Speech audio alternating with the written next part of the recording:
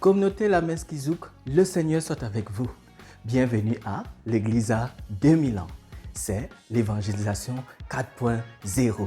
Pour Jésus, on like, on commente, on partage et on s'abonne. Et comme je le dis toujours, quand vous voyez ma tête, surtout, asseyez-vous bien et soyez très concentrés car j'ai de bonnes choses à vous dire. Aujourd'hui, je voudrais vous parler de la semaine de prière pour l'unité des chrétiens. Vous le savez, donc l'engagement de la Messe Kizouk pour l'unité des chrétiens et mon engagement aussi donc à titre personnel donc pour l'unité des chrétiens. Cette semaine de l'unité des chrétiens, donc c'est une semaine donc internationale et elle va du 18 au 25 janvier tous les ans. Du 18 au 25 janvier tous les ans. Mais pourquoi parler de l'unité des chrétiens? Premièrement parce que l'unité, donc il faut déjà que je vous donne le verset biblique. C'est Jean chapitre 17 verset 21. Jean chapitre 17 verset 21. Lisons ensemble ce verset. Que tous soient un, comme toi, Père, tu es en moi et moi en toi. Qu'ils soient un en nous, eux aussi, pour que le monde croie que tu m'as envoyé. Donc, on comprend très bien que l'unité est déjà une volonté même de Jésus. Ici, c'est Jésus, donc, au moment, donc, à la veille de sa passion, et c'est sa grande prière. Donc, que tout soit un. Et si on poursuit même un peu le verset 22, je vous ai toujours dit pour lire la Bible, il faut un peu lire avant et puis un peu après. Au verset 22, il dit bien, « Et moi, je leur ai donné la gloire que tu m'as donnée pour qu'ils soient un comme nous sommes un. » Donc, l'unité des chrétiens, c'est une unité voulue par la Trinité elle-même, par le Père, le Fils et le Saint-Esprit. Et donc, dans l'Église, il y a le document, donc Ut Unum Sint. Donc, et puis, on avait déjà fait un live dessus, c'était le 21 juin. Le 21 juin, il y avait eu le live donc, sur le décret sur l'œcuménisme, Unitatis Redintegratio. Et c'était un live qui avait eu beaucoup de succès. Nous étions de mémoire 40 connectés en direct pour ce live-là. Merci encore à vous toutes et tous, communauté La Messe Kizouk. Et on comprend donc justement ce souci des uns et des autres pour donc le progrès de l'unité de l'Église, l'unité des chrétiens, voulue par le Christ lui-même, voulue par la Trinité. Je vous invite donc à retourner donc dans les anciennes vidéos. C'est encore sur Facebook, le live du 21 juin. Et je remettrai donc aujourd'hui aussi c'est sur Facebook. Je remettrai aujourd'hui sur YouTube pour que vous ayez ce live-là. Parce que je ne peux pas donc tout détailler aujourd'hui. Et donc,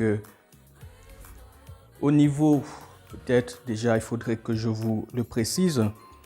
Donc, mais aujourd'hui, ce que je peux vous dire, c'est, donc, j'insiste sur l'exercice de l'œcuménisme.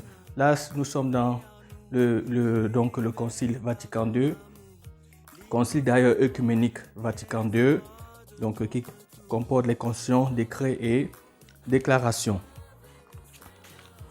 Le chapitre 2 nous aide donc à comprendre simplement comment on peut progresser donc dans cet œcuménisme, dans cet exercice. Et j'ai préféré prendre le texte pour que vous puissiez avoir la preuve que ce n'est pas moi qui invente en fait ce que je vais vous dire là. Donc voilà, la première des choses, l'Église nous parle de la rénovation de l'Église. En fait, ici on dit mais comment vivre de façon concrètent en fait l'œcuménisme dans l'unité des chrétiens. 1. La rénovation de l'Église. 2. La conversion du cœur. 3. La prière en commun. 4. La connaissance réciproque fraternelle. 5. La formation œcuménique. 6. La manière d'exprimer et d'exposer la doctrine de la foi. 7. La collaboration avec les frères séparés. Voilà donc ce que nous donne l'Église comme moyen pour pratiquer donc l'œcuménisme. Et donc pour cette année, parce que chaque année il y a un thème, pour cette année le thème donc pour la semaine de prière pour l'unité des chrétiens est tiré donc de Isaïe chapitre 1 verset 17, c'est apprenez à faire le bien, recherchez la justice. Apprenez à faire le bien, recherchez la justice. Donc c'est Isaïe chapitre 1 verset 17. Je rappelle donc que cette année, la semaine donc, de prière pour l'unité des chrétiens, qui toujours va du 18 au 25 janvier, cette année, ce sera donc du mercredi 25 janvier au mercredi 25 janvier. Donc de mercredi à mercredi. Et quand on parle donc de l'unité des chrétiens, c'est un grand événement parce que catholiques, protestants, orthodoxes sont tous réunis pour prier ensemble. Et aussi, ce que je dois vous dire, c'est que il faut bien donc avoir en tête que pour vivre l'unité, je vous rappelle, allez bien revoir le live qu'on avait vécu donc le 21 janvier parce que j'avais donc tout présenté le décret sur l'œcuménisme. Donc, quelque chose de très simple, et ça avait été donc arrêté par, on va dire, toutes les églises que je viens de citer. On ne doit plus parler de ce qui nous divise. On doit d'abord voir ce qui nous unit. Qu'est-ce qui nous unit? C'est ça. Parce que parfois quand des gens disent que « Oh, les catholiques ont fait ceci. Oh, les catholiques ont fait cela. Oh, les catholiques... » Non. De grâce, laissez ça. Qu'est-ce qui nous unit? Nous sommes tous les enfants d'un même Père. Et tous ensemble, nous devons prier. Tous ensemble, nous devons rechercher la justice. Nous devons pratiquer le bien. C'est ça qui nous unit. Nous avons cet objectif commun et on doit le suivre. Qu'on arrête de se flécher les uns les autres et qu'on essaye de prier ensemble. Et pour donc prier ensemble, donc par rapport aux 7 propositions donc d'exercices voulus par le concile, moi, ce que je vous propose donc pour la communauté, la messe Kizouk ici, c'est donc à partir donc, du mercredi 18 janvier au mercredi 25 janvier, ce sera une intention de prière qui sera sur la page, donc à 15h. Vous savez que 15h, c'est une heure toujours qui arrange tout le monde, c'est en fait l'heure de la passion et c'est si le Christ meurt sur la croix et c'est donc à 15h, c'est pour sauver tous les hommes, c'est donc pour une unité. Donc à 15h, sur la page, il y aura une intention de prière et pour vraiment montrer donc cette unité, ce serait bien que chacun, voilà, qui peut, arrive et puis en commentaire qu'il rédige entièrement une prière du Notre Père. Et là, ce sera vraiment une chaîne de prière, Parce que à partir du moment où nous avons, quand on dit par exemple qu'est-ce qui nous unit, à partir du moment où la musique que je fais, est donc inspirée par le Seigneur, nous unit et nous rassemble dans cette communauté. Donc voilà, ça c'est un point qui nous met ensemble et du coup nous connaissons presque tous la prière du Notre Père, on peut venir et on écrira la prière du Notre Père pour être donc en communion.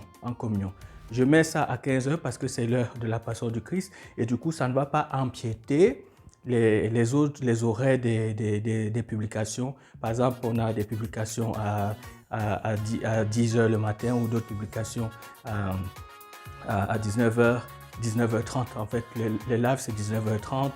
Live capsule, c'est 19h30.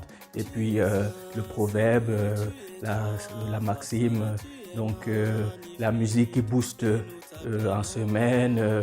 Et puis aussi, la méditation, c'est 10 heures. Comme ça ne va pas empiéter. Voilà.